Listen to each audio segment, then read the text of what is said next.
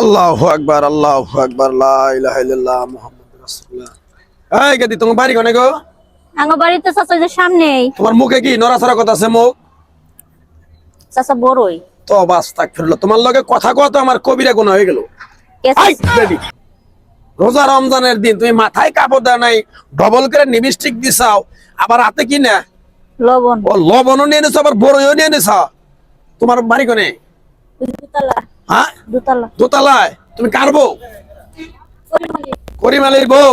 তোমার একটা কথা কই শোনো, রোজা রমজানের দিন নামাজ কালাম পড়বা, রোজা থাকবা, হেদায়েতের পথে আহো। তোমরা যে রাস্তাঘাটে এইভাবে যে তোমরা ঘোরো ফিরো, তোমরা তো একটা মহিলা মানুষ, মাজাত, এইভাবে ঘোরাটা ঠিক না। তোমরা পর্দায় থাকো, হ্যাঁ, কাজ কাম তো করে খাইতে হইব, কিন্তু ঠিক আছে সেইভাবে চলাফেরা করো। তোমরা তো এমন ভাবে চলাফেরা করো, এইভাবে তো চলাফেরা করাটা তোমার মনে করো ঠিক হইতেছে না। আচ্ছা চাচা আমার ভুল হয়ে গেছে। তুমি মনে হয় 2-3টা পোলাপানের মা হয়ে গেছো, এই পর্যন্ত তুমি রোজা থাকতে পারো না, তুমি নামাজ কালামের নাম নেও না। হ্যাঁ, তুমি এটা কি পাইছো তোমরা এটা? হ্যাঁ, আচ্ছা আমার ভুল হয়ে গেছে, আমি পরবর্তীতে আবার রোজা রাখবো। হনো মরণ নাকবো। আপু কি হইছে রাস্তা মরণ নাকবো। আপনার লগে চিল্লাইতাছে কেন?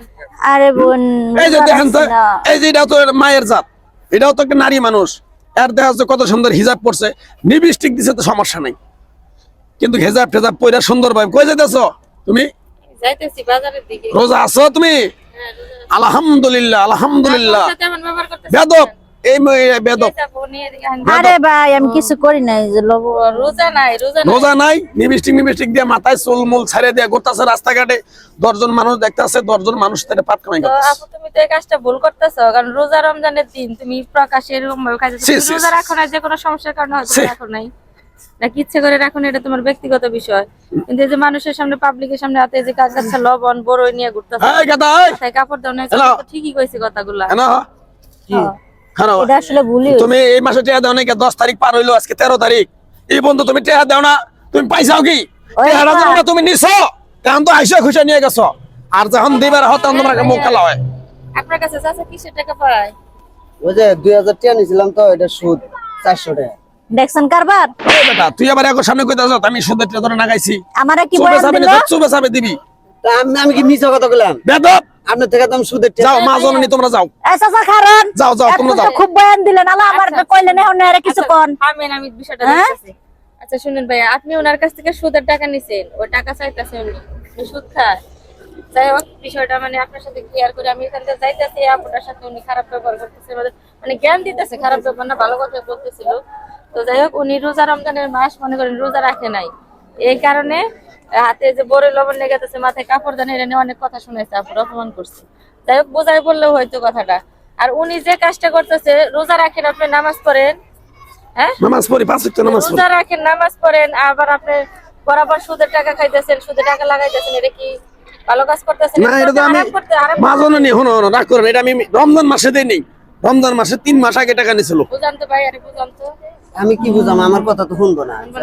আপনি কোন এখন আমারে বয়ান দিলেন খুব সে মাথার মধ্যে টুপি দিয়া, হ্যাঁ? আরে হন নিজে রোজা রাখেন, নামাজ পড়েন কইয়া সুদ খান, আপনি সুদ খান। আর আমারে কি কইলেন এতক্ষণ বড়? এই চাচা শুনেন, হ্যাঁ? খাইগা মা জননী রাগ করো না, রাগ করবো না রাগ কেন? করো না। আমারে কইতে তো কম কর নাই। বাবার আমি সুদ খাই, ঠিক আছে, মানুষের হেদায়েত দিলে যদি পরকালে যদি যায়, যদি মনে করে একটু সব পাই, সেজন্য একটু মানুষের হ্যাঁ, কোন হাদিসে আছে?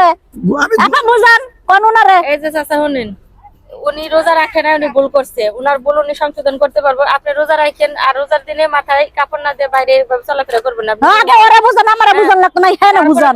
এই হাদিস কোন? আর আপনি চুপ রে। এই যে সারাটা বছর পরে মানুষের কাছ থেকে সুদে টাকা নিয়ে খাইতেছেন, এটা তো হারাম খাইতেছেন। আপনি রোজা করেন, নামাজ পড়েন, যাই করেন, এগুলো আপনার হবে না। আপনি যত সুদ খাইতেছেন। ঠিকই তো বাবু, তোমার তো এটা সামান্য বিষয়, আর আমি তো তার চেয়ে ডবল অন্যায় এই করতেছি। বুঝান আলা। রোজা রমজানের দিন 5 ওয়াক্ত নামাজ কালাম পড়ে মানুষের হেদায়েত দিয়া আমি যে সুদের টাকা নিয়ে খাইতাছি, এটা তো ঠিক হইতেছে না। হ্যাঁ, বাস্তব একটা কথা তুলে ধরছো, আমার চোখ খুলে দিছো তোমরা। আমি আজকে থেকে তোমাদের সামনে ওয়াদা দিয়ে গেলাম, এই মাটির উপর দাঁড়ায় আমি সুদের টাকার জীবনে খামো না। এখন মানুষকে হেদায়েতের পথে যাবো, নামাজ কালাম পড়বো, সংসার চালাম। আল্লাহুম্মা আমিন। যাও, তোমার টাকা দিয়ে দেন না, খুশি হলাম। যাও, হ্যাঁ, আগে নিজে বালান পরে যাও। মাইশের হেদায়েত দিন। যাও।